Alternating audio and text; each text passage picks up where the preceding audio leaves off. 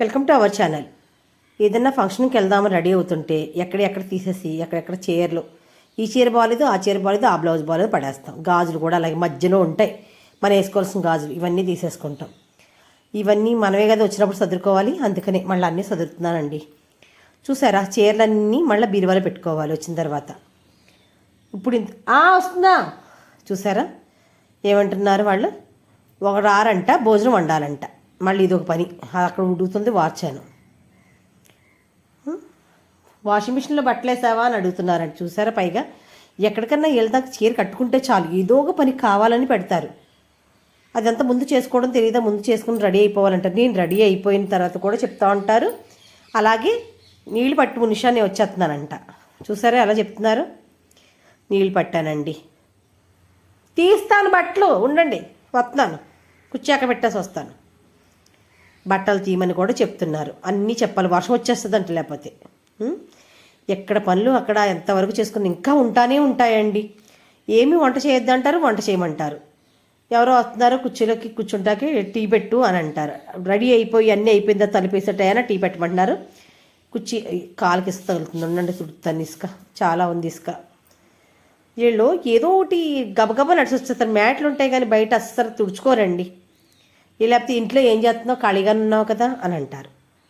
కొంచెం నేను ఆ పనులు చేసుకుంటున్నాను కదా, కిటికీలు వేయచ్చు కదా, వేసుకుంటే వేసుకోలేకపోతే మానేసుకో, ఇంక ఇదే కారణం. సర్లే నేను తప్పదు కదండి, మనకి మనం వేసుకోవాలి.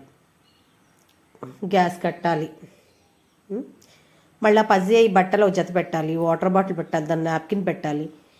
లేకపోతే అక్కడ ఎక్కడన్నా నీళ్ళు తాగేస్తే అది ఏమవుతుందంటే రొంప జలుబు చేసేస్తుందండి ఫోను. ఉండండి స్విచ్ కట్టేసేసి ఇది కూడా తీసేద్దాం. తీసేసిన తర్వాత మళ్ళీ ఉన్న ఛార్జర్ పోయింది, చేయలేదా అంటారు. ఇలాగే లైట్లు కూడా ఈ గది నుంచి ఆ గదిలోకి, ఆ గది నుంచి ఈ గదిలోకి తిరుగుతూ ఉంటాను. చోట పట్టేస్తున్నారు ఫ్యాన్లు వేసేసి, తప్పదు, కట్టుకోవాలి. ఫ్యాన్లు కట్టుకోవాలి, లైట్లు కట్టుకోవాలి.